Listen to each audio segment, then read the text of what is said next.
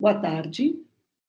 Eu vou dar continuidade à série de seminários sobre o mês da gripe, Valêncio Xavier. E no dia de hoje, nós vamos ter uma outra temática, que é a dos materiais encenados no livro. Para essa temática, o grupo de pesquisa, o narrador e as fronteiras do relato, convidou duas pesquisadoras, a Beatriz Badim de Campos e a Ana Paula Rodrigues. Então, por favor, com vocês, a palavra. Boa tarde a todos e a todas. O nosso tema para esse seminário partiu do título de materiais encenados. Então, nós partimos dessa primeira reflexão de o que seriam esses diversos materiais que aparecem na narrativa. Então, quando a gente pensa na narrativa mais tradicional, a gente fica imaginando um texto, seja ele novela ou romance, que vai começar com a palavra. E aí nós vamos acompanhar aí a palavra num sentido ainda que fragmentário, mas linear, em que a palavra é a protagonista, digamos assim, da literatura. E aí o que nós vamos observar no mês da gripe é justamente essa colagem de muitos materiais. Então a gente parte desse tema inicial, materiais encenados, e aí a gente começa a propor algumas reflexões. Bia, pode passar? Então, como nós já observamos nos seminários anteriores e na leitura do livro, nós vamos encontrar uma série de materiais que normalmente, tradicionalmente, não fariam parte do que a gente vai chamar de um romance ou de uma novela, que é como Valêncio Xavier chama a sua obra. Então, nós encontraremos documentos oficiais, um discurso publicitário, então nós temos propagandas de vários tipos de anúncios de produtos e de serviços, notícias de jornal, e é interessante ressaltar que são diferentes veículos de comunicação. Então nós temos dois jornais principais, que é o Comércio do Paraná e o Diário da Tarde. Nós temos depoimentos, alguns nomeados, como aqueles da Dona Lúcia, não é, que vem inclusive com uma data, mas há outros fragmentos de discurso que não são nomeados ao longo do livro. Nós temos os obituários, não é? Nós podemos acompanhar, então, essas notícias de morte. Temos as vozes esparsas, que aparecem fragmentadas, convites, convite para a missa, convite para o enterro. Temos a presença dos calendários, então é interessante a gente observar como logo na abertura do livro, a gente tem a presença aqui de um calendário. Então, além de estar escrito outubro, você tem a imagem do outubro, né? Você tem essa encenação do tempo no texto. Temos vários cartões postais, fotos, gravuras, e aí as perguntas que de cara nós nos fizemos foram: como esses materiais se apresentam em cena, como é que eles são encenados e o que eles encenam, não é? O que é que eles estão encenando dentro deste suporte que a gente vai chamar aqui do livro, da novela. Pode passar, por favor, Bia. E aí, nós fizemos um percurso que começou com as reflexões da Marjorie Perloff, que a professora Maria Rosa trouxe no nosso primeiro seminário, pensando nesse gênio não original, nesse narrador ou nesse escritor que vai colecionar, vai recortar, vai selecionar textos alheios, e aí a gente perde, então, aquele conceito tradicional de originalidade. Porque se eu estou pensando no caso do Valêncio Xavier, que recortou outros discursos que não eram dele, como é que a gente diz que ele efetivamente escreveu o livro? O que daqui ele efetivamente escreveu? Então, partindo dessas reflexões, desses materiais encenados e dessa ausência de uma originalidade, no sentido de um gênio que cria todas as palavras que compõem esse livro, nós passamos, então, para uma outra reflexão, e aí, como a Perloff afirma no seu texto, ela faz aquela trajetória, não é, do fragmento e dos recortes vindo desde as vanguardas, ela mesma vai falar do Benjamin com as passagens. Então, na esteira dessa reflexão, a gente, claro, chegou no Walter Benjamin, e aí o texto que a gente leu e que nos despertou muitas reflexões foi a obra de arte na era da reprodutibilidade técnica. Então, o nosso interesse principal nesse texto do Benjamin se dá sobre as metamorfoses profundas do aparelho perceptivo. Então, o que nos chamou a atenção aqui é essa transformação pela qual o aparelho perceptivo vai passando ao longo do tempo. Então, como se dava a leitura de uma novela, né, enquanto gênero no começo, e como é que esse tipo de leitura hoje já não é mais suficiente. Hoje ele já não funciona mais. As obras de arte hoje demandam outras formas de leitura. Então, nós colocamos aqui alguns trechinhos desse texto do Benjamin para pensar justamente nessa nova obra de arte. O Benjamin está pensando no cinema especificamente, nessa obra de arte que surge através da montagem, na qual cada fragmento é a reprodução de um acontecimento que nem constitui em si uma obra de arte, nem engendra uma obra de arte ao ser filmado. Então, o Benjamin vai trazer essa reflexão que é muito interessante, porque no momento em que está se filmando a cena, ela ainda não é uma obra de arte, não é? Você tem um conjunto de milhares de cenas que foram gravadas que ainda não são uma obra de arte, mas é na montagem que a arte vai ser encenada, né? Que a arte vai aparecer, e a gente conseguiu, então, fazer essa relação com a montagem que o Valêncio Xavier faz aqui, de inúmeros elementos da realidade, de inúmeros acontecimentos que sozinhos não engendram em si uma obra de arte, mas que, na maneira como são engendrados e montados aqui, nos aproximam de uma fruição artística. E aí o Benjamin vai trazer um questionamento muito interessante também sobre a questão da fruição. E aí ele vai dizer que existe um valor de distração que é fundamentalmente de ordem tátil. Isto é, baseia-se na mudança de lugares e ângulos que golpeiam intermitentemente o espectador cinematográfico, ali na reflexão do Benjamin. Então, quando a gente vai pensando na evolução da história do cinema, a gente vai observando como as diferentes mudanças de plano, de ângulo, isso tudo vai dando muitas perspectivas diferentes que a gente normalmente, né, a nossa percepção, né, tradicionalmente não conseguiria. A gente sentado aqui não tem toda essa percepção múltipla, mas que no cinema a gente consegue. Então, a nossa reflexão vem um pouco nesse sentido. Pensando na recepção através desta distração, porque você está atento, mas ao mesmo tempo desatento, porque você é golpeado o tempo todo. E a gente vai perceber isso muito no mês da gripe. Por mais que a gente esteja atento a uma narrativa, qual narrativa eu estou seguindo? O tempo todo a mudança de perspectiva, de lugar, né, a mudança de voz nos tira dessa atenção. Então a gente está nesse contraste entre uma atenção e uma distração. E aí o Benjamin vai dizer: a recepção através da distração, que se observa crescentemente em todos os domínios da arte. Então é interessante a gente pensar que o Benjamin já abre essa reflexão a partir do cinema, constitui o sintoma de transformações profundas nas estruturas perceptivas.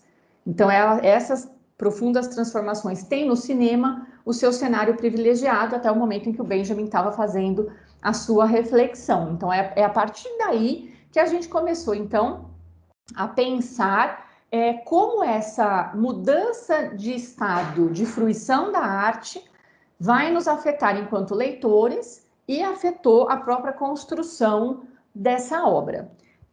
Pode passar, por favor, Bia? Então, a gente escolheu essa página, que é uma das páginas iniciais, só para a gente observar um pouco essa questão de uma montagem que é feita por continuidades e contrastes. Às vezes, uma primeira leitura um pouco mais distraída só nos mostra os contrastes, né? Então, a gente tem aí uma manchete de jornal: o Papa intercede para que a Bélgica não seja destruída pelos alemães. Então, você tem ali o impacto de uma notícia muito séria sobre a guerra. Na sequência, a gente já tem aquele texto mais poético de um narrador que a gente não sabe quem é, cuja história a gente ainda não conhece. Depois vem o texto super burocrático, né, do diretor ali de higiene. E, por fim, a gente tem o texto publicitário. Então, nós vamos tendo esses contrastes, que parece que uma coisa não tem nada a ver com a outra, mas a gente consegue também encontrar continuidades, né? A gente vai conseguindo traçar essas linhas de continuidade. Pensando um pouco também ainda nessas profundas transformações do nosso aparelho perceptivo, da maneira como a gente hoje assiste um filme, ou hoje lê um livro, ou vai ao museu e observa uma obra de arte, nós pensamos também no questionamento dos gêneros. Então, mesmo dentro do cinema, os gêneros cinematográficos hoje, eles são muitos e cheios de nuances, não é? Às vezes a gente não sabe, não consegue classificar direito como é que é aquele filme, a mesma coisa a gente vai perceber na literatura. Então, conforme a nossa forma de perceber uma obra de arte vai se transformando, porque a obra, a maneira de se construir a obra de arte também vai se transformando, os próprios gêneros vão se transformando. E os próprios lugares de exposição das obras de arte também vão se transformando, seja no suporte do livro, seja no suporte, por exemplo, de um museu que vai expor ou que vai abrigar obras das artes plásticas. Então, a nossa linha de pensamento veio seguindo mais ou menos esse percurso. Bia? Microfone. Bom, pensando então nessa linha, a gente sentiu a necessidade, né? Então, por meio dessa leitura do Benjamin, né, do próprio cinema e da própria fotografia, a gente sentiu a necessidade de ir então alguma teoria da montagem no cinema, né, para ver como que esse procedimento ele é trabalhado nessa outra mídia. E aí a gente escolheu um ensaio chamado Palavra e Imagem, do Sergei Eisenstein, que está no livro Sentido do Filme. E é um ensaio interessantíssimo, assim, porque dentro da obra do Eisenstein, a questão da montagem é o pilar fundamental. Tanto que uma das famosas, né, falas dele é a seguinte: montagem é uma propriedade orgânica de todas as artes. Então, ele não centra isso exclusivamente ao cinema, mas ele estende, amplia a questão da montagem a todas as outras, né, formas de arte, obras de arte. E se a gente for investigar um pouquinho da formação do Eisenstein e desse cinema que ele propõe, ele vê o cinema como revolução, né? Ele é ativista da Revolução Russa, inclusive. E essa revolução, para ele, na obra dele, vem por meio da montagem. Isso é muito interessante. Não é apenas um procedimento, mas é um ato revolucionário. Então, só aí já se abre, então, uma nova chave, né, de percepção, não só do cinema, mas da montagem nas outras artes.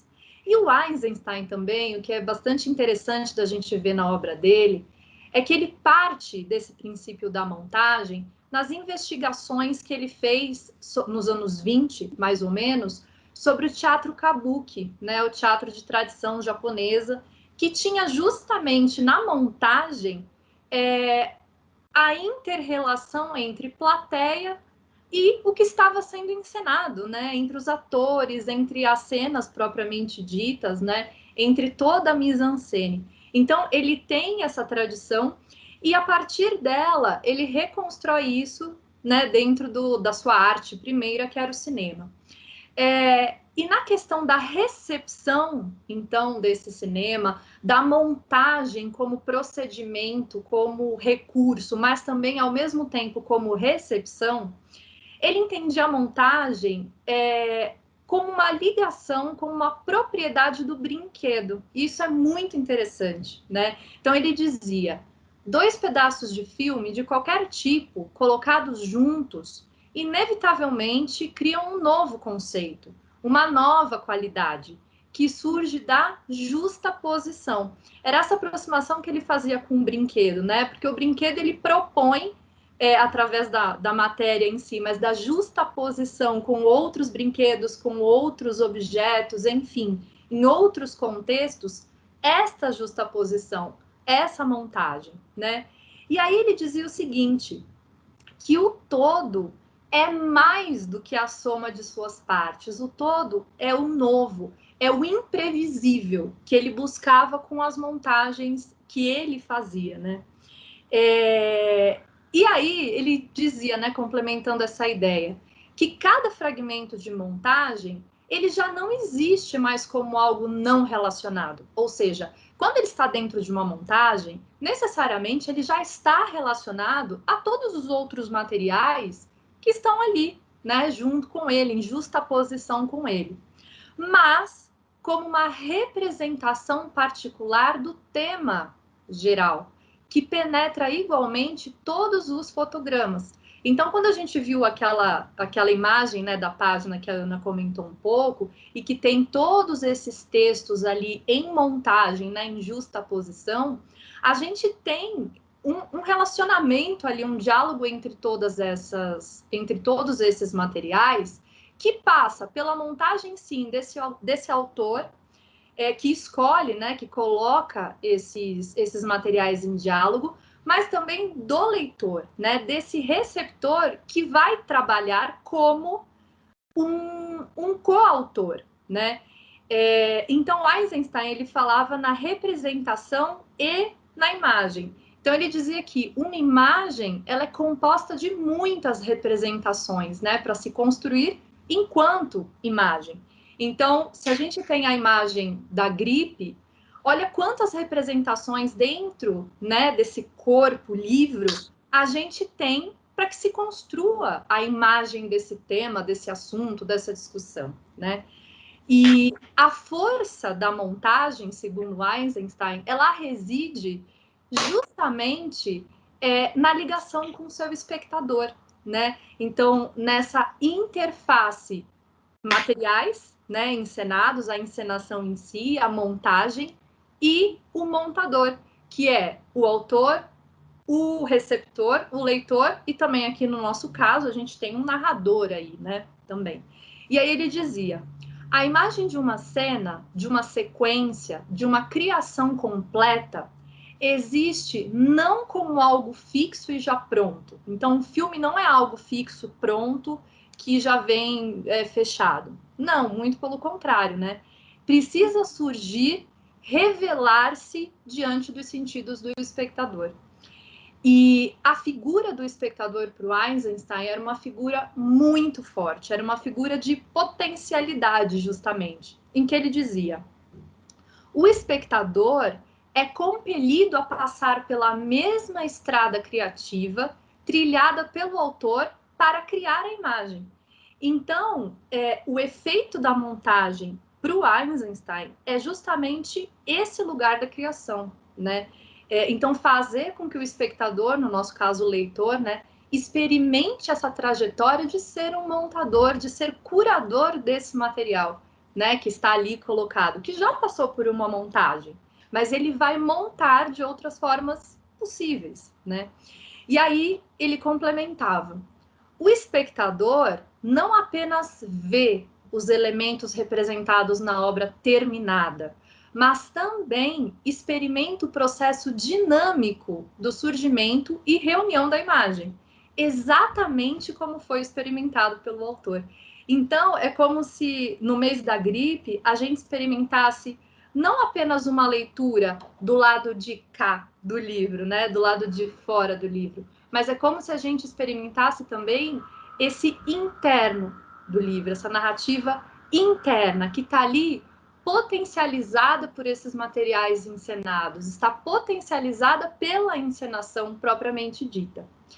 E ele dizia que o espectador ele é como se ele fosse jogado, arrastado para dentro do ato criativo. E o ato criativo em si é esse que resiste e é esse que está em toda a obra de arte, que vai estabelecer a conexão com o espectador, com o seu leitor, né? E desse modo, o que a Ana falava anteriormente, pensando um pouquinho na contemporaneidade, como isso está presente na forma como a gente recebe a obra de arte na contemporaneidade. E aí a gente resolveu trazer uma problemática, uma questão, que são as questões dos novos museus. Então, partindo do Benjamin e dessa percepção de que a percepção da fruição artística vai se transformando por diversos fatores, nós então chegamos no texto da professora e filósofa Otília Arantes, que se dedicou principalmente à questão da filosofia e da estética, e principalmente da estética contemporânea. E aí nós então estamos pensando numa temporalidade, não é, que abarca a criação dessa obra. E aí no texto que se chama Os Novos Museus, esse texto é facilmente encontrado na internet, a gente deixou a referência no final. A professora vai falar das relações do espectador com a obra de arte. E como o espectador muda e a obra de arte muda, essas relações também vão passar por grandes transformações. E ela vai partir também dos conceitos propostos pelo Benjamin para pensar numa atenção flutuante, na qual as imagens em movimento golpeiam o fruidor, o espectador do filme ou o leitor. Então é interessante a gente pensar, ela está vindo daquela distração, daquela atenção distraída do Benjamin e pensando nessa atenção que é flutuante. E aí quando ela vai pensar mais especificamente na questão dos museus, ela vai pensar nessa experiência contraditória do museu moderno. Então ela está pensando naquele museu cubo branco, no qual a obra de arte tem um lugar de destaque numa parede toda branca, e o espectador, ele vai se postar diante daquela obra e vai contemplá-la, com o mínimo de interferências externas possíveis. Aquela obra tem o destaque, tem o momento, eu tenho um tempo, eu tenho uma contemplação, é um tipo de fruição muito específico. E aí o que a Otília vai dizer é que essa experiência, vai falar dessa experiência contraditória do Museu Moderno, que é esse cubo branco, que hoje vai declinando e se tornando coisa remota de um passado nem tão longínquo. Não é que faz tanto tempo assim, mas num período aí dos últimos 100, cento e poucos anos, os museus, né, esse lugar de exposição e de apreciação da obra de arte se transformou de uma maneira que é contraditória, não é? Então, quando ela vai pensar nessa ideia do autor da obra de arte também como um curador. E o curador que vai fazer a curadoria de uma exposição, ele seleciona e ele organiza os quadros. E a partir dessa seleção do curador, você tem uma narrativa, que não é do artista que pintou o quadro, mas que é do curador, não é? E aí é interessante pensar nessa experiência contraditória do museu, trazendo, que é um exemplo que a professora Otília Arantes vai citar no texto, que é o caso dos dadaístas, não é? Que tinham como um dos seus grandes objetivos o escândalo. Era questionar a obra de arte, era questionar o próprio museu, era questionar os materiais que eram utilizados na produção artística, escandalizar, chocar, não é? E onde estão essas obras hoje? Dentro dos museus. Né? Então é interessante a gente pensar em como essa máquina também vai se apropriando do novo e dando um novo significado, e a partir do momento que você tem uma curadoria, essa curadoria conta uma história e muitas vezes muda a história original daquela obra. Vamos pensar no Magritte, por exemplo, né, com aquela sequência ali do final dos anos 20, do Isto Não É um Cachimbo, na qual ele está questionando a questão da própria representação, né? Porque aquilo, por mais que se pareça muito, não é a realidade. E aí, quando a gente puxa isso para o mês da gripe, a gente pode pensar no Valêncio Xavier como esse curador de imagens que, pelo seu processo de curadoria, vai criar uma narrativa, mas ele está dizendo para a gente, isso aqui não é um cachimbo, isso aqui não é a realidade, não é porque eu peguei...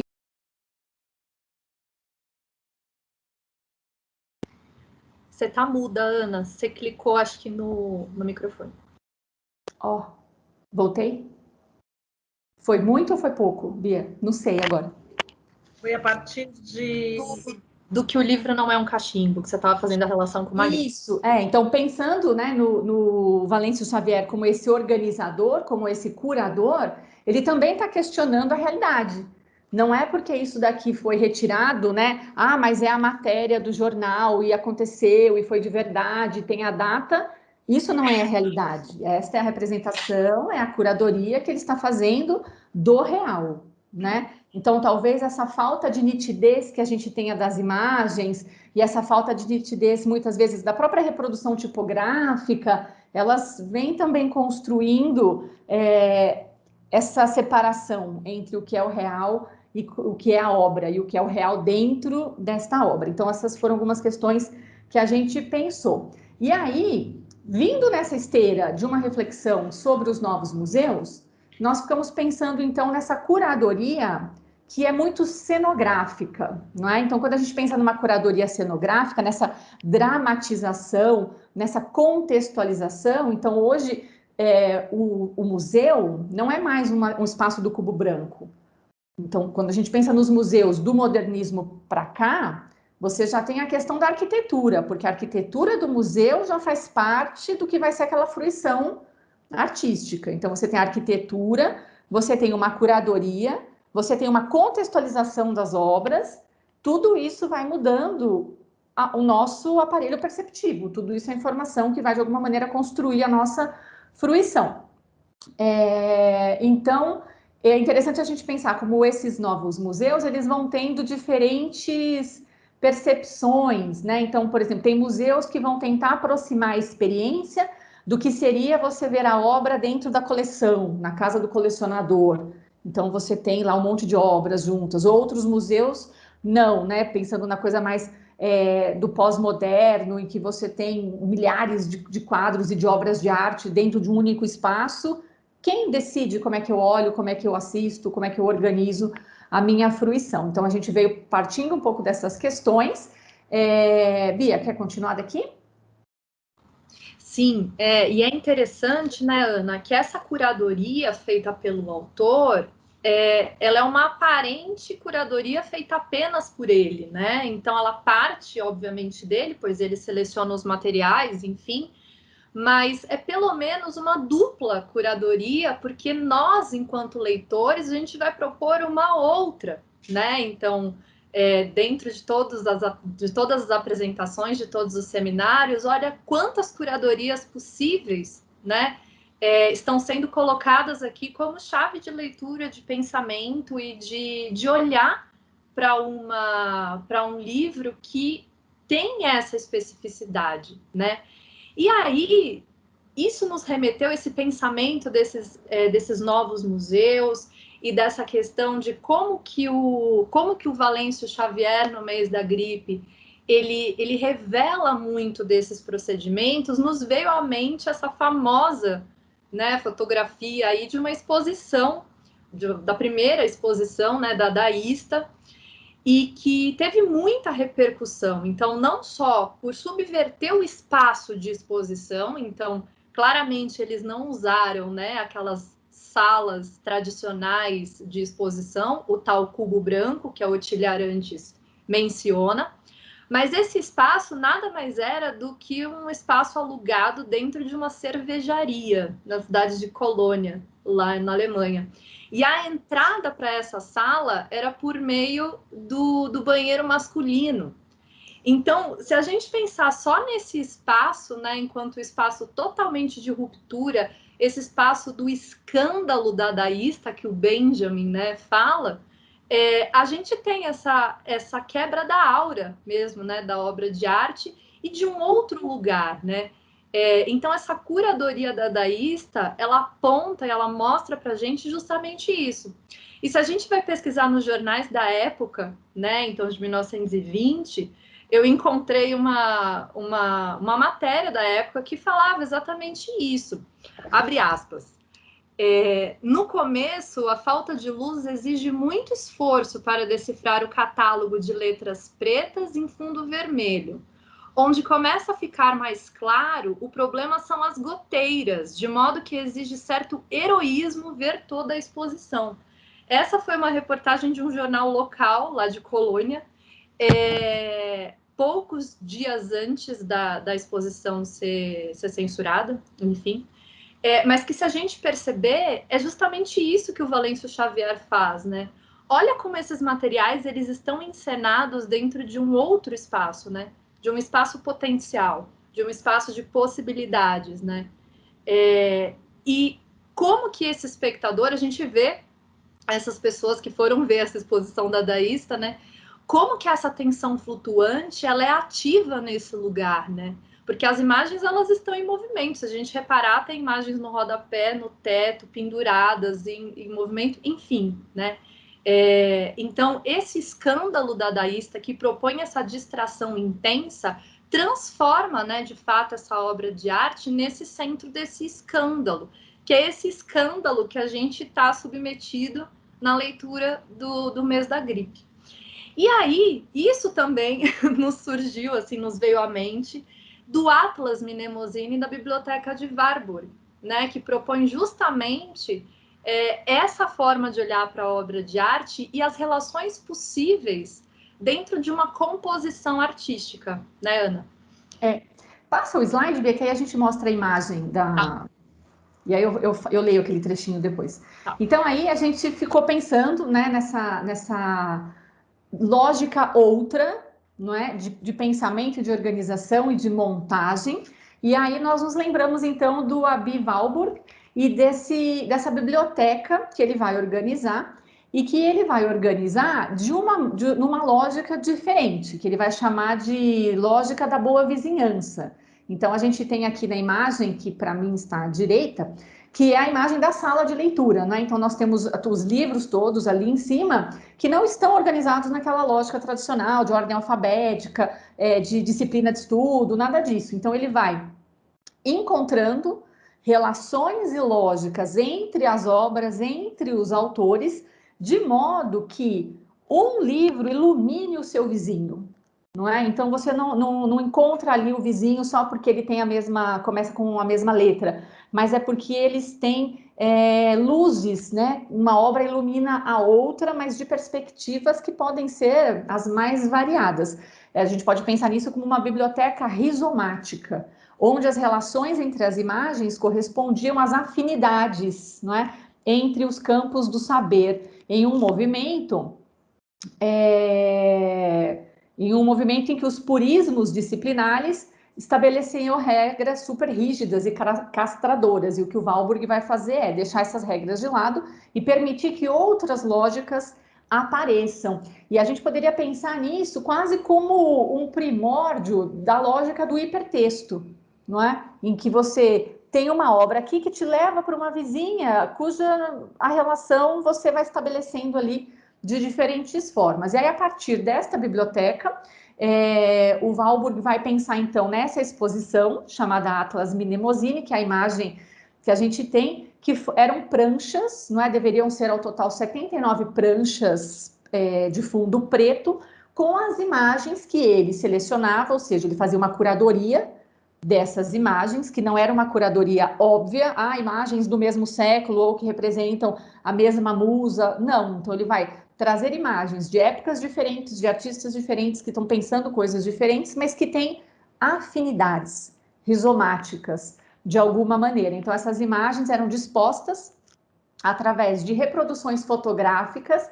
Então, a gente já tem muito do Benjamin aí, né, dessa possibilidade da reprodutibilidade da obra de arte. Então, Warburg, ele, em potencial, tem acesso a tudo que já foi fotografado de alguma forma e consegue trazer tudo isso para o seu museu, para a sua exposição, não é? Numa lógica que, quando a gente, né, imaginando a pessoa que entra nessa sala de leitura e que olha para essa exposição, por onde ela começa?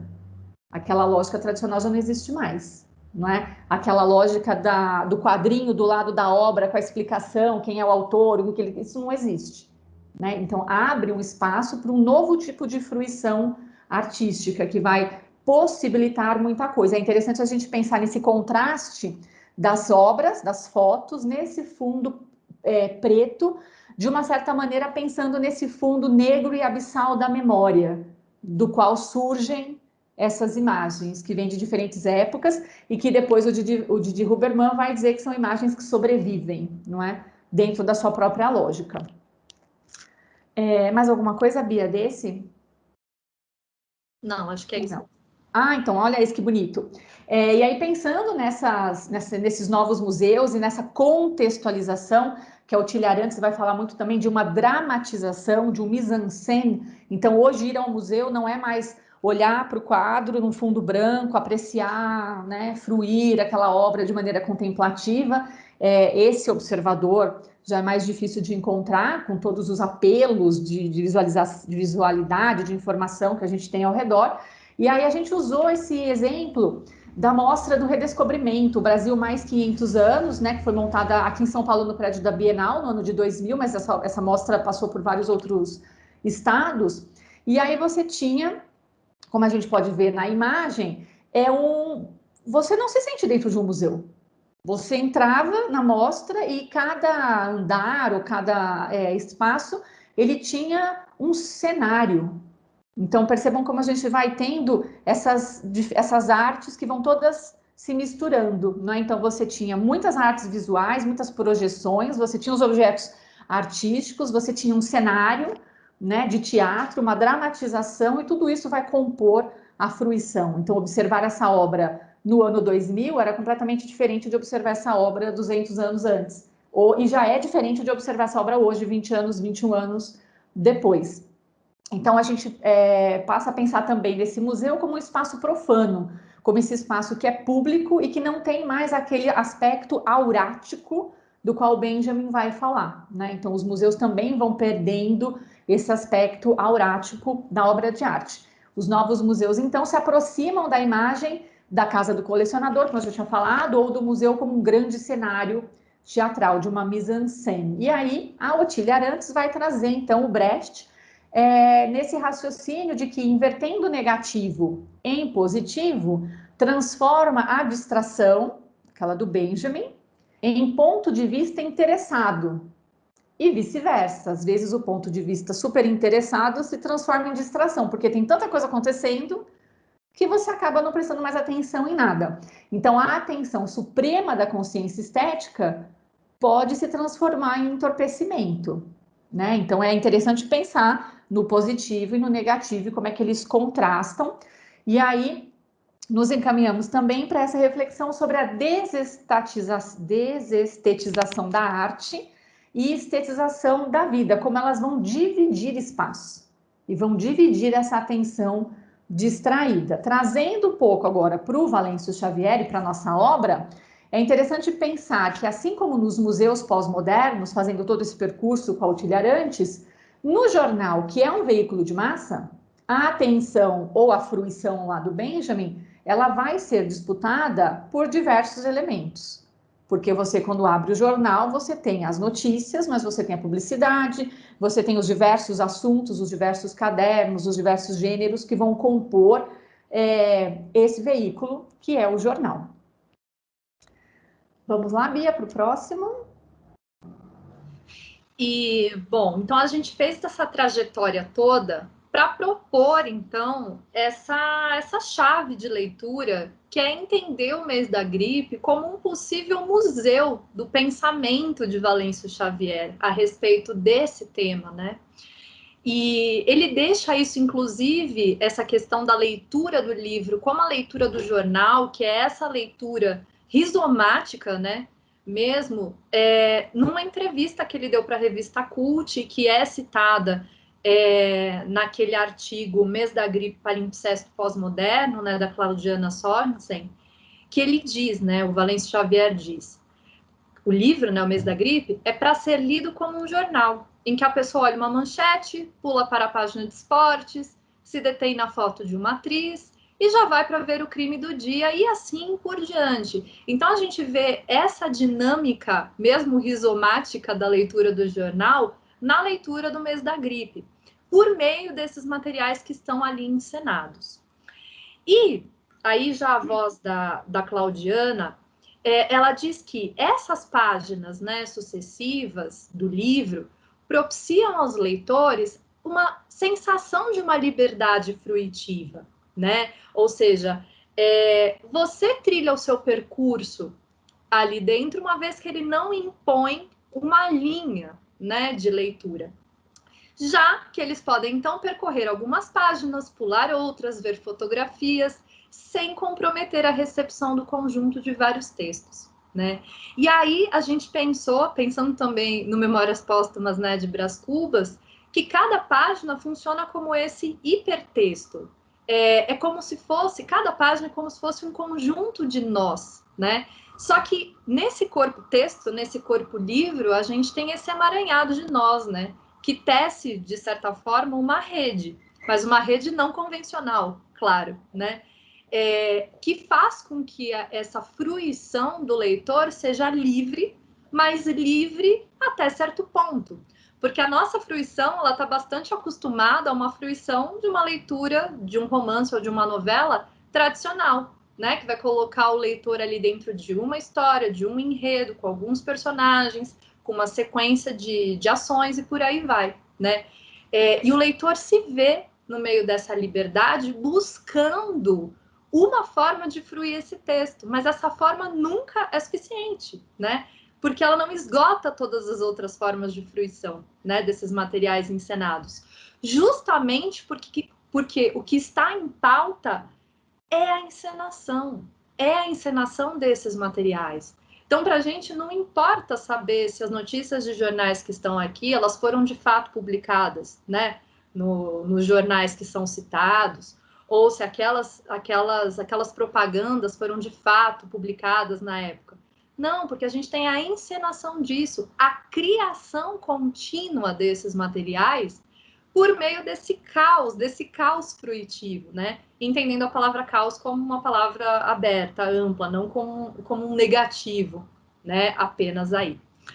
E a fruição, então, desse texto, a fruição, então, desses materiais encenados, já começam desde a capa, que eu vou falar daqui a pouquinho, mas de forma textual, ela salta, né, aos olhos do leitor fruidor, desse leitor curador dentro desse museu do pensamento do Xavier, por meio da epígrafe, né, que traz a voz do Marquês de Sade, que é um tanto curiosa essa escolha a um primeiro momento, mas depois a gente vai ver que há, sim, toda uma significação dentro do texto.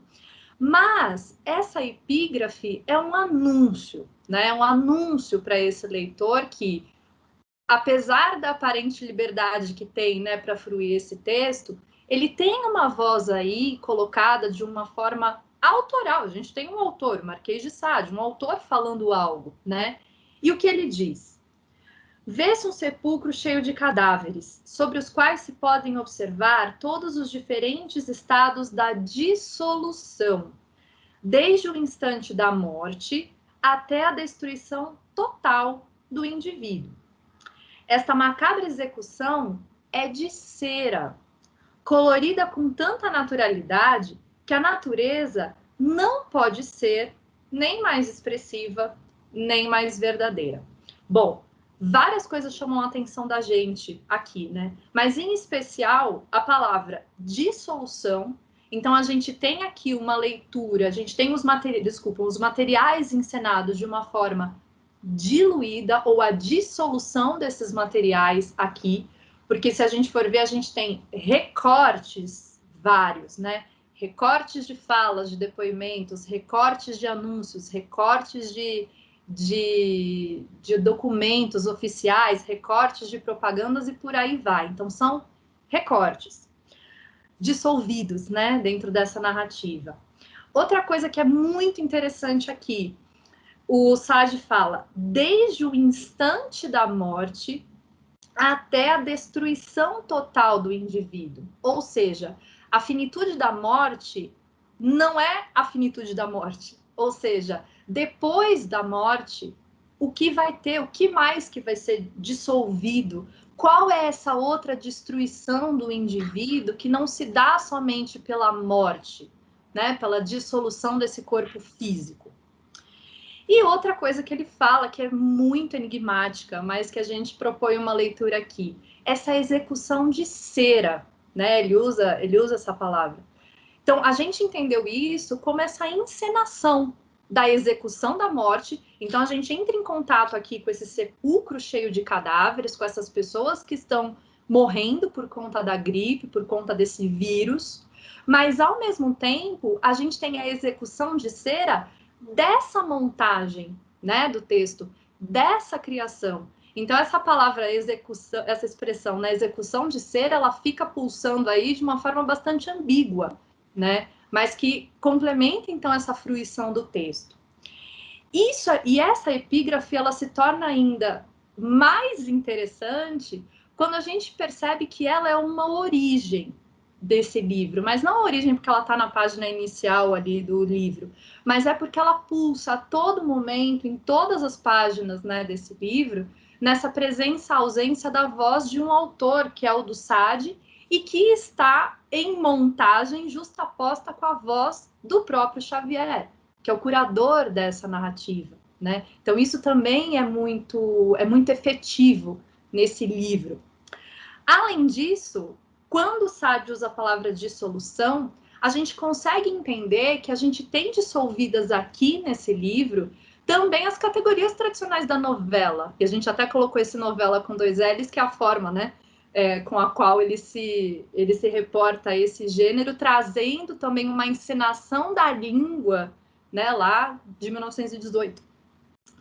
E a gente pode pensar pela capa, né, e por toda a mise-en-scène que é criada ao longo do livro inteiro, uma dissolução dessa própria sociedade, né, que não consegue lidar com essa questão, que é a questão da própria pandemia, né, da gripe espanhola, assim como não consegue lidar com a dissolução trazida pela guerra, né, que também é muito forte, a marca da guerra é muito forte aqui no texto, a gente vai falar um pouquinho mais para frente sobre isso, né. E essa destruição, essa dissolução se manifesta de fato nessas estruturas narrativas, em que parece que precisa haver uma desorganização da arte para narrar o que não se pode narrar, né? Que é a morte, que é a loucura, que é esse tempo, né? Que não está, mas está aqui na presentidade do texto, né? O inenarrável da catástrofe, que não é só da pandemia da gripe espanhola, mas é da dissolução da própria sociedade, né? Com seus valores sendo dissolvidos, com todas as questões sociais sendo colocadas aqui, né? Então, ou seja, é uma epígrafe que traz uma potência, uma voz potente que vai pulsando ao longo de todo o livro. E aí, falando especificamente, então, das capas, a gente consegue entender essas capas, né, dos livros. Na capa de 1981, então, a gente tem essa figura que vai iniciar aí, depois da página do calendário, que indica outubro alguma coisa, né, essa data imprecisa. E atrás dele, então, num outro plano, num segundo plano, num terceiro plano, a gente tem como se fosse uma nuvem, né? Uma nuvem de cadáveres, né? Desse esqueleto, desse crânio em dissolução, em decomposição, que vai tomando conta dessa atmosfera, né? Parece que é, inclusive, um tomar conta silencioso, porque quem se projeta em primeiro plano é essa figura, né? Essa figura humana aí, vai tomando conta da cidade. Muito bem. Na edição de 2020, a gente já tem praticamente o que a gente conseguiu ler aí como uma exposição de um museu de cera, né? Trazendo a fala do Sade, né, nessa epígrafe, essa execução de cera materializada por essas figuras que vão trazer uma linguagem que é do coletivo, mas que coletivo que é esse? Né? Então, é um coletivo que também está encenado aí.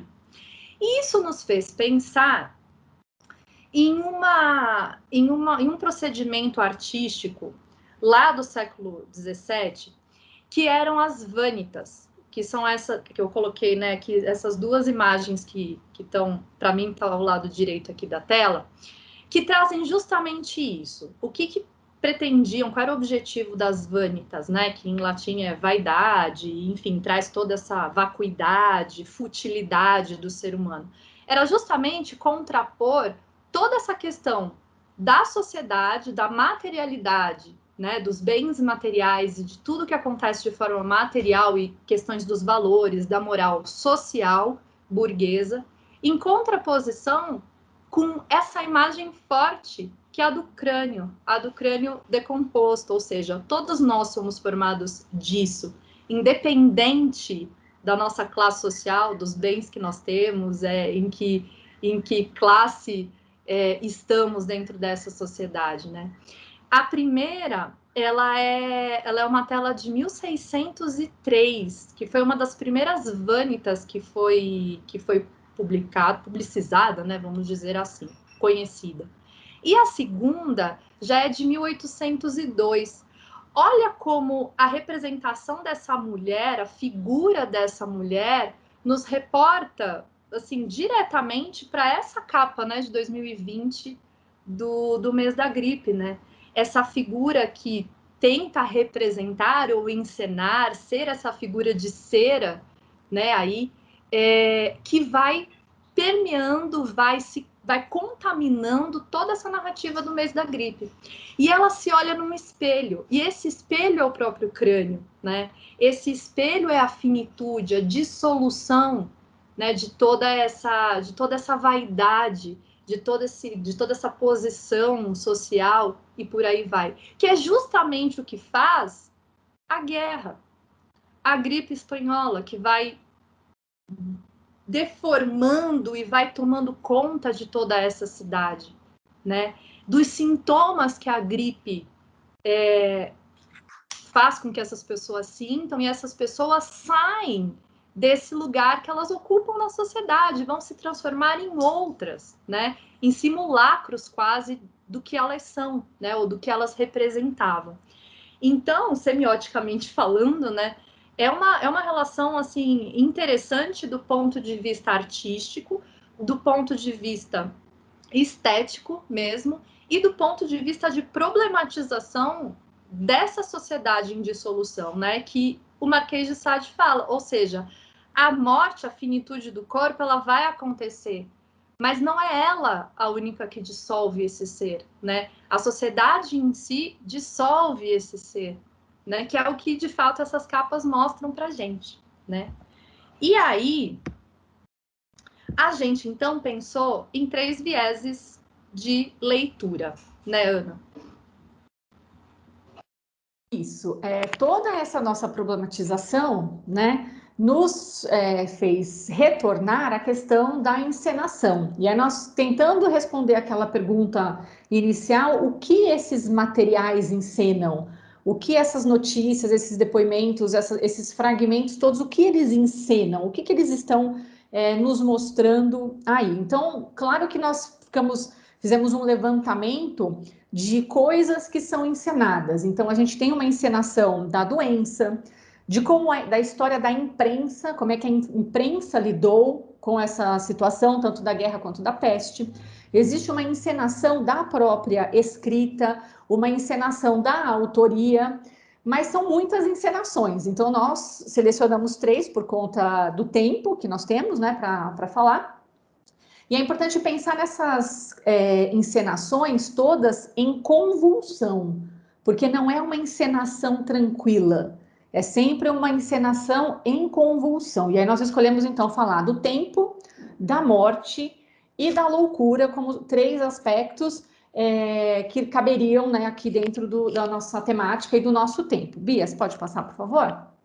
Então vamos lá. Então, primeiro a gente queria falar um pouco do tempo e dessa temporalidade que é encenada na obra, não é? Então é interessante a gente pensar nesse tempo encenado e pensar que nós temos 3 tempos sendo encenados nessa obra. A gente tem o tempo, a temporalidade da escrita, vamos pensar 1981. A gente tem a temporalidade de quando os fatos se passaram, a temporalidade do enredo, e nessa temporalidade a gente tem a questão da Primeira Guerra Mundial, que é muito forte, e que traz uma paralisação do tempo. porque é como se durante o período da guerra o tempo estivesse parado, estacionado, as pessoas não conseguem pensar num futuro. Como é que há futuro quando você está em guerra, não é? Então você tem essa paralisação do tempo. A guerra traz uma ligação, obviamente, forte com a questão da morte, porque a guerra é uma fábrica de morte, e também uma ligação com a loucura, né? Além da gente pensar na própria guerra como um estado de loucura, é muito comum que nós tenhamos os relatos dos soldados, das pessoas que voltam da guerra, com sintomas, né, com transtornos psicológicos variados, dada a insanidade de toda a guerra, enquanto encenação mesmo, enquanto realização. Interessante também a gente pensar como a língua, né, vai tentar, como nessa curadoria, o Valêncio Xavier vai usar a língua como performance de um tempo histórico. Então, a gente não está na temporalidade de 1918, mas a gente lê na ortografia possível de 1918, inclusive com uma encenação dos erros de tipografia.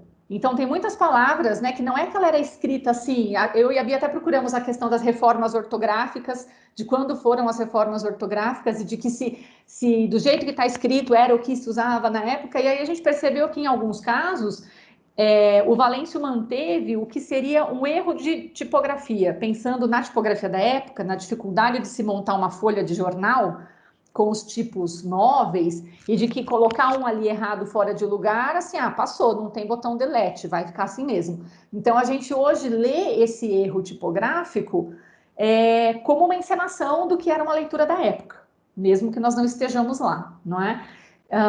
E aí existe toda uma encenação do que foi a estética, não é, da época, essa estética dos anos 10, do comecinho ali dos anos 20, essa estética da Belle Époque. Então a gente vai perceber isso na moça do chapéu, que fecha o livro, no rapaz de bigode, que abre o livro, na maneira como as diferentes visualidades são colocadas na página, que também remete a como era o jornal da época. Então, quando a gente pega o jornal da época, a gente não tinha a espacialidade, né, aquele tempo, né, de leitura, aquele espaço de conforto que a gente, hoje, como leitor do século XXI, a gente espera.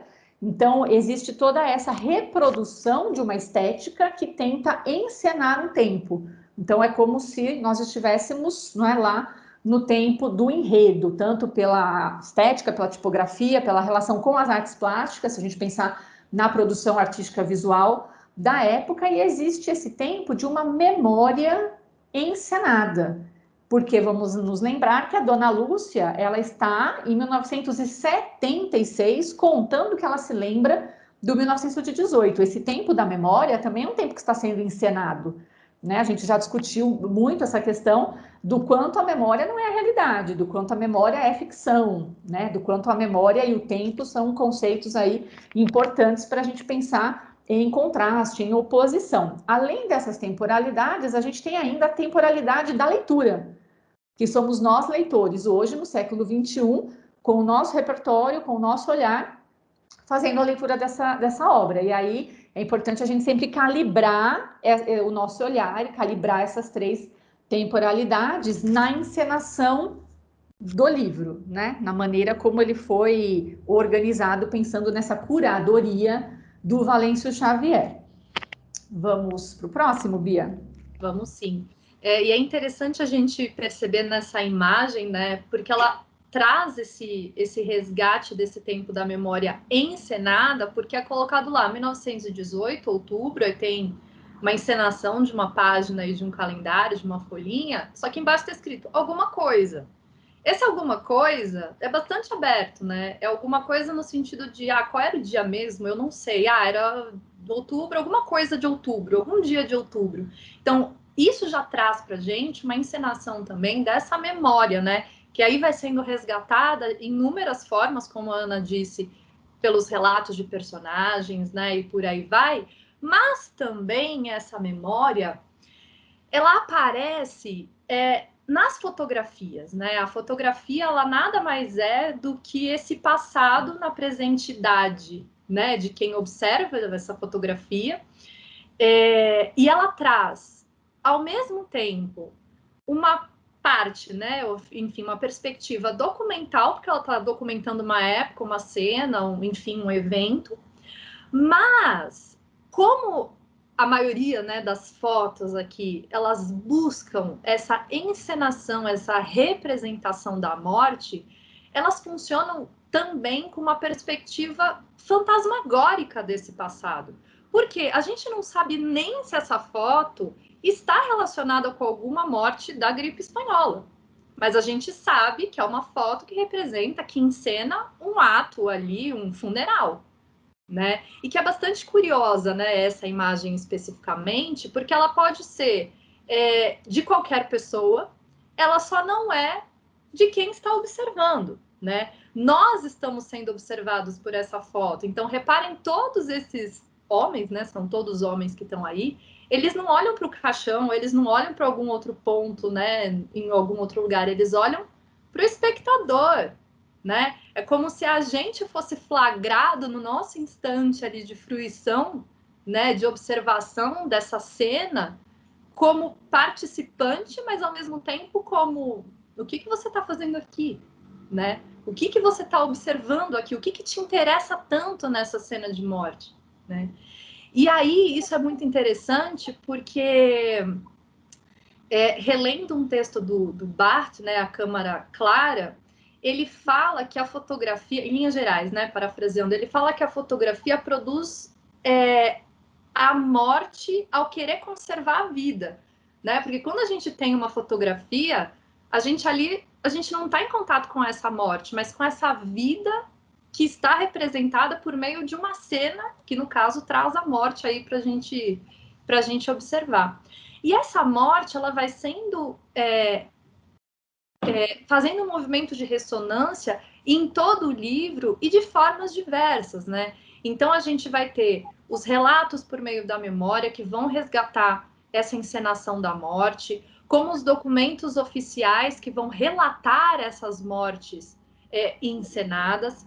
A gente tem aquela figura do M, né, da morte, mas que também pode ser da missa, ou das duas coisas em justaposição, né, em montagem, combinadas para também encenar essa morte. Então, lá na página 27, por exemplo, a gente vai ter um convite para duas missas, e que vai trazer esse M da morte, que ele vai se repetindo em outros, né? Eu não sei o que aconteceu aqui com a apresentação. Ah, alguém pegou o controle aí, gente. Estou solicitando o controle. Acho que é um erro. Foi um erro. Peraí. Já vai dar certo. Acho que alguém deve ter clicado aí, deve ter colocado. Eu acho que é quem tem um Mac, não é isso? Eu não sei. Olha lá, foi só a gente falar da morte, que daí deu um negócio aqui. Isso é Beth Alfeld. Eu acho que, Beth, eu acho que foi você que clicou em alguma coisa aí e você pegou o controle. Você está compartilhando a sua janela, a sua tela.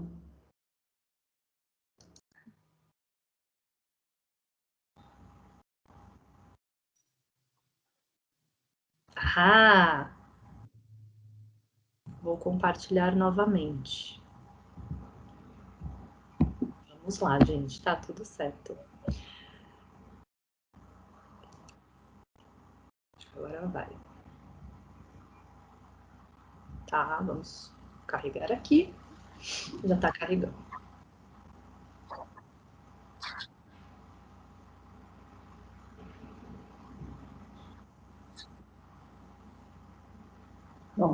Pronto. Vocês estão vendo, né? Eu acho. Sim. Então tá, deixa eu só voltar então para aquele slide que estávamos. Que é o 16. Então, pronto. Aí, muito bem. Bom, isso nos nos faz voltar, mas não é uma volta, né? Está presente aqui, ou seja, essa origem, que é a própria epígrafe, né? Que a gente leu, desse cemitério de mortos, desses cadáveres, né? Desses seres iguais, em que todos são suspeitos, todos são a próxima vítima dessa morte, mas ao mesmo tempo eles são suspeitos de cometer alguns delitos também, né? Daqui a pouco a gente vai falar desse louco do hospício, ou desse personagem narrador, ou esse narrador, enfim, que vai contaminando toda essa narrativa e que comete também um ato, enfim, de violência, por aí vai. Então a gente vive dentro dessa narrativa, a gente experimenta todas essas perspectivas da morte, desde as mortes simbólicas, né? Dessa morte social, dessa dissolução dessa sociedade, até da morte física, por meio da guerra, por meio da gripe, e por aí vai, né? Ao mesmo tempo que essa morte encenada é também uma perspectiva possível da gente ler esse personagem que não tem nome, né? Esse que se coloca como eu, e que nós carinhosamente chamamos de Homem do Bigode, esse aqui, porque, enfim, a gente tinha que chamá-lo de algum jeito, que ele está e não está no texto, e que em determinado momento a gente não sabe se ele também foi mais uma vítima dessa gripe, ou de alguma outra questão que o leve também a óbito. E também, de uma forma simbólica, ele representa essa dissolução, né, que o Sade fala, dessa nuance mesmo do corpo que está ali nessa sociedade, de depois, né, dessa morte, o que sobra, esses restos que estão espalhados por essa narrativa. E aí, como que a gente pensa sobre isso, né? Essas mortes, elas vêm, algumas delas, em decorrência dos sintomas, né, dessa gripe, né, do vírus, dessa influenza, que vai contaminando todas as páginas, né, desse livro. E os sintomas, eles são colocados textualmente, né, no livro, como sintomas nervosos, né, de excitação, de delírio, de tirar a pessoa da razão, do seu senso. Então aí a gente também já tem uma pista de como que essa curadoria, que a gente tentou chamar de uma curadoria dadaísta, ela imprime nessa fruição do texto, né? Ela faz como um movimento, como se nós estivéssemos, né, vivendo também os sintomas dessa gripe, estivéssemos também contaminados, né, por esse vírus da gripe, de uma forma, obviamente, como montadores, como curadores desse texto. Então, a gente tem ecos, né, ou ressonâncias desse esvaziamento pelo não, por essa dissolução que o Sade fala, como um rastro mesmo, né, da letra, como se fosse o verme corroendo a página. E essa imagem do verme corroendo a página, desse delírio, dessa narrativa delirante, a gente trouxe um exemplo, né, aqui, que é uma frase que ela é dita quando um homem dessa sociedade, então ele tem até uma posição nessa sociedade, ele contrai, né, esse vírus, e ele sai sem rumo, ele sai sem sabendo quem ele é, e aí o leitor entra em contato com uma frase, né, que escuta-se, né, esse grito lancinante. Isso acontece numa página específica, né?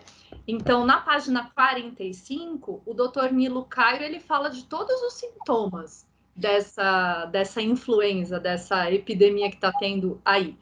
Depois, na página 55, foge, né, da sua própria casa, numa febre assim louca, num delírio extremo, o senhor Telemaco Jardim. E em seguida, na página 56, tem uma frase em negrito, lá no meio de todos aqueles materiais encenados, que é: um grito lancinante foi ouvido. O que acontece? Essas frases em negrito, elas vão permeando o texto, elas vão ressonando nesse texto em muitas páginas.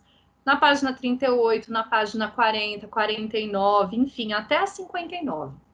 O que remete isso, né, a gente? Existe uma voz que é essa voz do delírio. Então, a gente consegue traçar uma linha como se esse delírio estivesse falando ali dentro daquela narrativa, dentro de uma estrutura de montagem que ela é delirante também.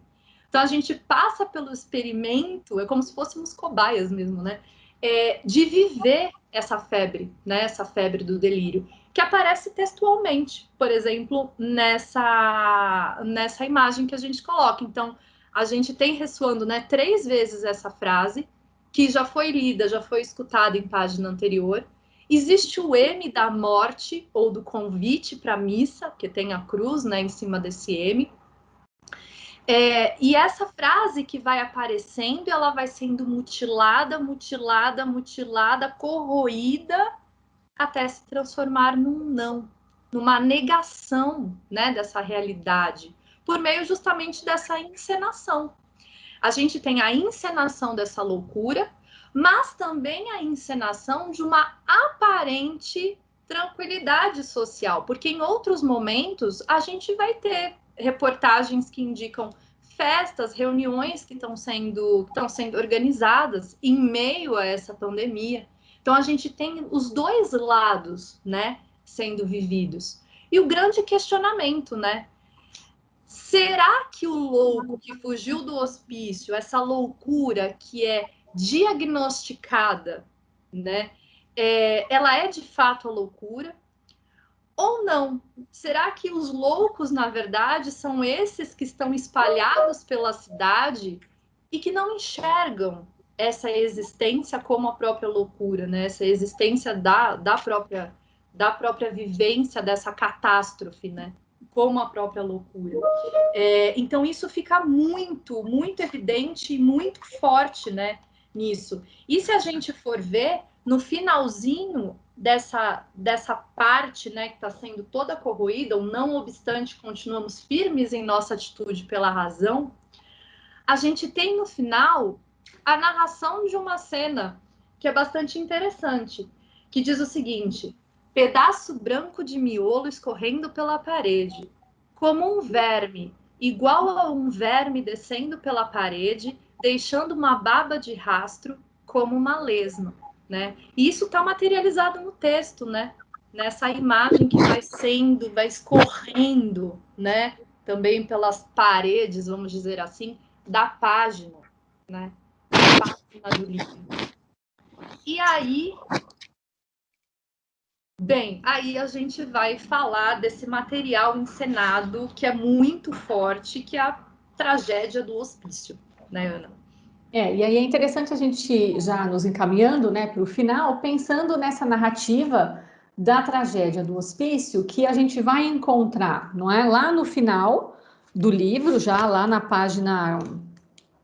nas páginas finais, 68 e 69, mas que está presente desde o começo, né? Essa narrativa do hospício, ela foi fragmentada, está permeando diversos momentos da obra, e aí eu queria destacar essa questão da encenação da loucura no texto, e que não se refere unicamente à questão do hospício. Então é importante a gente observar que existem algumas manchetes de jornal, por exemplo, que ao tratar da guerra, falam sobre a peste da guerra.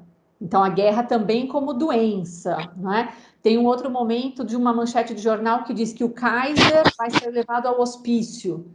Então, novamente, a questão da guerra sendo vinculada à questão da loucura. Na página 28, que é uma página bastante interessante sobre essa questão da loucura, nós temos uma primeira narrativa que parece solta, que fala sobre o louco que comia peras com lesma. Na sequência tem a foto, né, o cartão postal com a foto do hospício. Depois tem o diretor do hospício dizendo que não pode ter visitas. E aí surge, não é, aquele nosso narrador misterioso que escreve em versos, falando sobre a moça super loura que ele está olhando para ela. Então, numa aparente descontinuidade, né, num aparente contraste de coisas que parecem que não tem nada a ver com nada, a gente vai percebendo como essa loucura vai sendo encenada, não é? Inclusive, quando a gente pensa no discurso poético deste nosso narrador enigmático, inúmeras vezes ele vai usar expressões como febre, a loucura da febre, o delírio, adivinho, ou seja, ele está num campo semântico da loucura, do delírio, o que coloca em dúvida, inclusive, se esse ato libidinoso que ele comete, de fato aconteceu.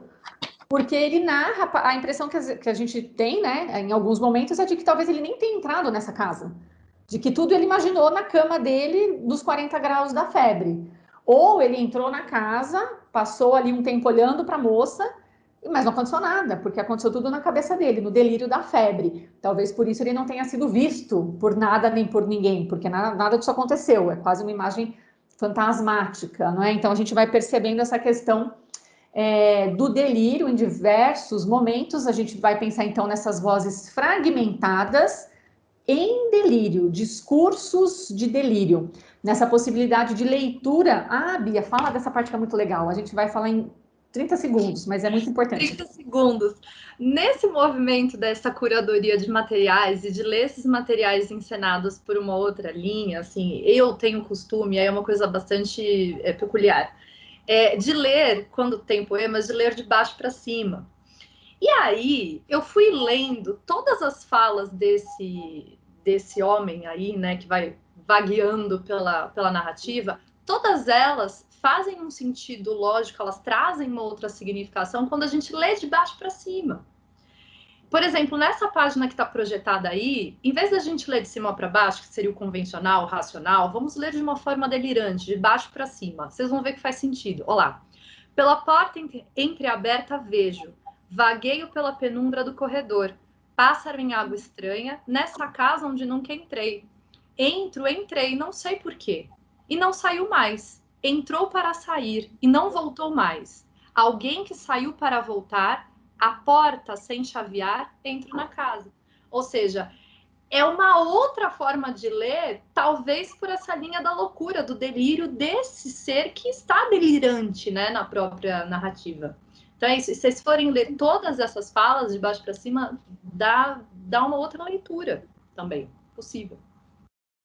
Vamos já para o próximo, Bia? Sim. Que aí eu já vou falando enquanto a gente vê a próxima imagem, que são os dois relatos da tragédia no hospício. Então, uma coisa que já fica assim bastante clara para a gente é que são dois relatos diferentes, né? São dois jornais que têm posições ideológicas diferentes, que cobrem tanto a guerra quanto a peste de maneiras diferentes e que vão cobrir a questão do crime do hospício de formas diferentes. Então, na primeira notícia, que é do Diário da Tarde, o rapaz tem uma idade, na outra notícia ele tem outra idade, na primeira notícia os 4 mortos foi de um jeito, na segunda notícia foi de outra maneira. Então a gente tem essa inconsistência das informações, que é a própria inconsistência da história, né? Da tal realidade, que não é o que está no livro, né? Que o que a gente tem no livro é um questionamento de todas essas realidades. E aí, já para encerrar, a gente queria destacar para vocês, tudo que está em cor de rosinha aí, são palavras do campo semântico da encenação. Então, a história, primeiro que vai ser tratada como uma tragédia, vamos pensar na tragédia enquanto gênero, né, gênero dramático. A gente tem repetidas vezes a palavra cena, então o que está sendo descrito é uma cena, é uma encenação.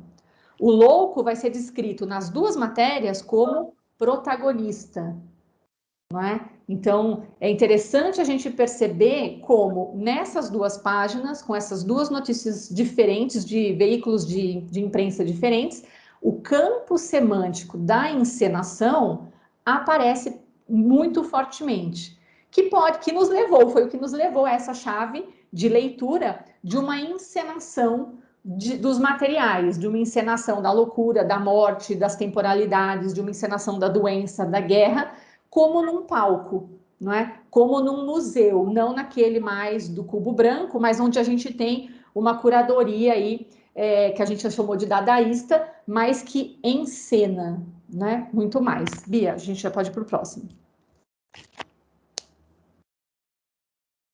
Bom, e para encerrar, então, para a gente pensar nesse delírio da febre, da gripe, da guerra, da dissolução dessa sociedade, como a única forma possível de narrar, né, tudo isso, como uma forma sobrevivente mesmo de narrar, de narração, por meio, né, pela via, de fato, da encenação. Então, esse homem do bigode, né, que a gente chamou, que caminha sozinho, né, nessa cidade que não tem gente, e agentes estão nas casas, a gripe, é justamente isso, é um andar delirante, que a gente não sabe se é um andar físico, se ele saiu de fato e foi pelas casas e cometeu aquele ato de violência, a gente não sabe. Ou se é o delírio mesmo da febre.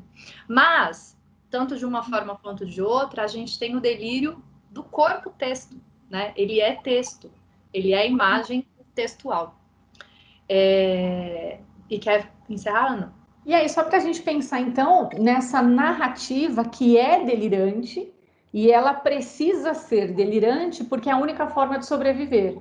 Então, todas essas vozes só sobrevivem porque encontram ressonância nesse delírio. E por ser delírio, ele impossibilita um fechamento. Então, a narrativa da catástrofe, tanto do crime do hospício, quanto da guerra, quanto da narrativa livro, quanto da história com H maiúsculo, ela é essa narrativa que não se fecha, porque a cada temporalidade, a cada leitura, a cada nova curadoria, a gente encontra uma nova possibilidade de leitura da obra.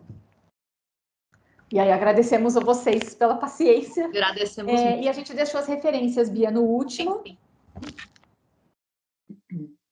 Então, o texto da Otília Arantes, né, que a gente deixou ali também o site, que é fácil de achar, tem o do Walter Benjamin, o do Eisenstein, esse texto da Jane Cleide de Souza Maciel é muito bacana, em que ela fala do Atlas Mnemosine, do Abi Warburg, tem imagens muito boas, o da Claudiana Sorensen, que a gente já viu, e o texto original do Valêncio.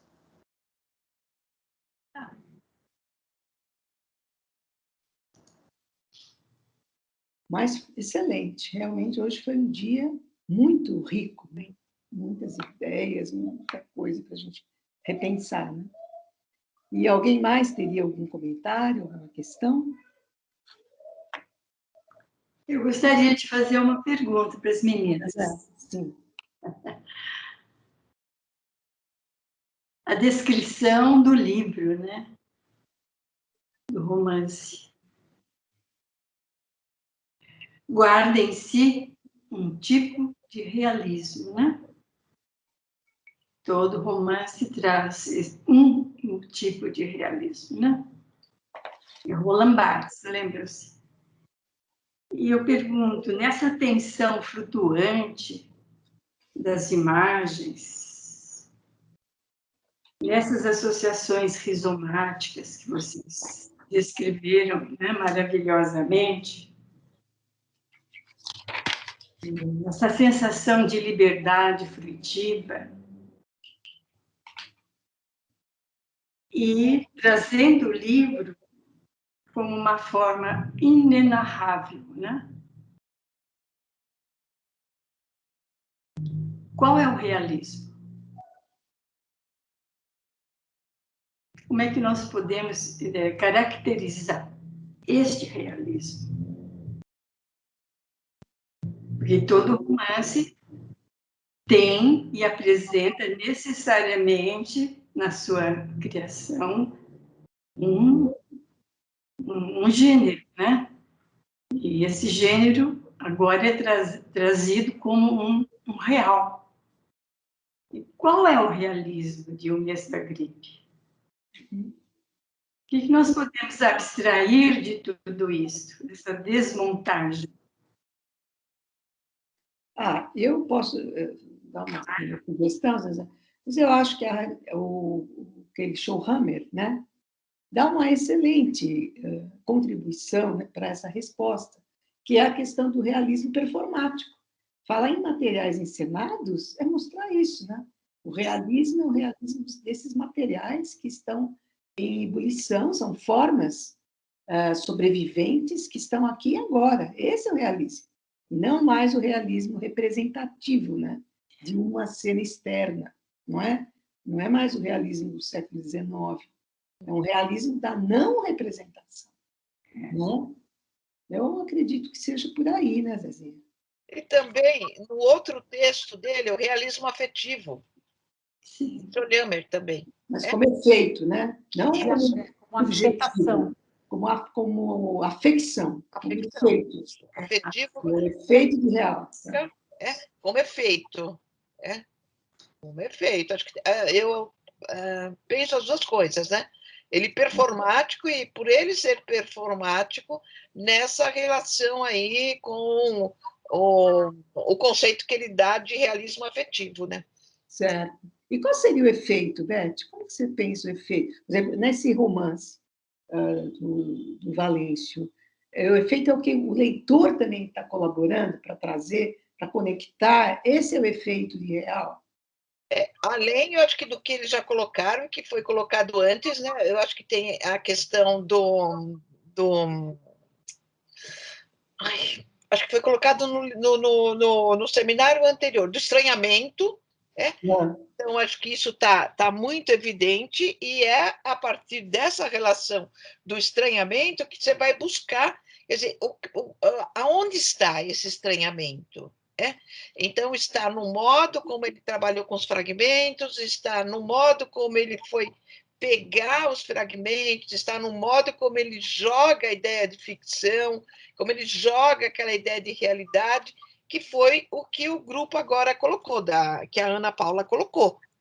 Essa ideia de realidade, como ela é travestida, ou seja, ela é vista sob o ponto de vista da ficção, né? E penso que é importante, acho que linkando um pouco, Beth, essa questão do desautomatizar o olhar causado pelo estranhamento, tanto das formas quanto do discurso delirante, penso que o real, ele nos aparece aí como a possibilidade de uma outra perspectiva do real. Sim. Então, é colocar o real, mas colocar o leitor de modo a olhar para esse real por outras perspectivas, e não pela perspectiva de um único real limitante, que encerre, de alguma maneira, que se pretenda uma representação completa. Eu acho que o real está justamente nesse deslocar do ponto de vista. Fico pensando que essa performance e essa construção rizomática nos desloca em relação ao real ou ao pretenso real, né? Quebra, né? A ilusão de real. Ele quebra. Uhum. Então, mas ele quebra como? Ele quebra tirando a representação. Isso. Pela encenação, porque senão a gente leria um livro de história da gripe espanhola. Mas como que a maioria do público adorou esse livro? Por quê? Porque eles leram a superfície, leram como representação.